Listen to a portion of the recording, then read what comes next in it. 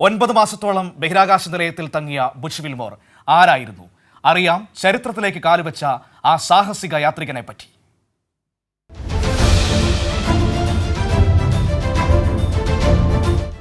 ബഹിരാകാശ ഗവേഷണ ചരിത്രത്തിലെ ശ്രദ്ധേയമായ വ്യക്തിത്വമായി മാറിയിരിക്കുകയാണ് അമേരിക്കൻ പൗരനായ ബാരി Eugene Butch Wilmore.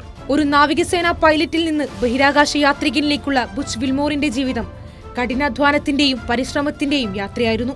Tennessee technological യൂണിവേഴ്സിറ്റിയിൽ നിന്ന് ഇലക്ട്രിക്കൽ എഞ്ചിനീയറിംഗിൽ ബിരുദം നേടിയ വിൽമോർ ടെന്നസി സർവകലാശാലയിൽ നിന്ന് ഏവിയേഷൻ സിസ്റ്റംസിൽ മാസ്റ്റേഴ്സ് ബിരുദവും കരസ്ഥമാക്കി. തുടർന്ന് യുണൈറ്റഡ് സ്റ്റേറ്റ്സ് നാവികസേനയിൽ ചേർന്ന അദ്ദേഹം ഓഫീസറായും പൈലറ്റായും സേവനമനുഷ്ഠിച്ചു. വിൽമോർ ഇറാഖിലെ operation desert storm, desert shield, southern watch തുടങ്ങിയ നിർണായക ദൌത്യങ്ങളിൽ പങ്കെടുത്തു. 8000 മണിക്കൂറിലധികം ഫ്ലൈറ്റ് പരിചയവും 663 വിമാനവാഹിനി കപ്പലുകളിൽ ലാൻഡിംഗ് നടത്തിയ പരിജ്ഞാനവും നേടിയ സാഹസിക യാത്രികൻ. 2009 STS-129 സ്പേസ് ഷട്ടിൽ ദൌത്യത്തിൽ പൈലറ്റായി അദ്ദേഹം ബഹിരാകാശത്തേക്ക് കുതിച്ചു. 2014 എക്സ്പെഡിഷൻ 41/42 ദൌത്യത്തിൽ രാജ്യാന്തര ബഹിരാകാശ നിലയത്തിൽ ഫ്ലൈറ്റ് എഞ്ചിനീയറായും കമാൻഡറായും സേവനമനുഷ്ഠിച്ചു. Legion of merit, defence superior service medal, NASA distinguished service medal, 2 NASA space flight മെഡലുകൾ തുടങ്ങി നിരവധി പുരസ്കാരങ്ങൾ വിൽമോറിനെ തേടിയെത്തി.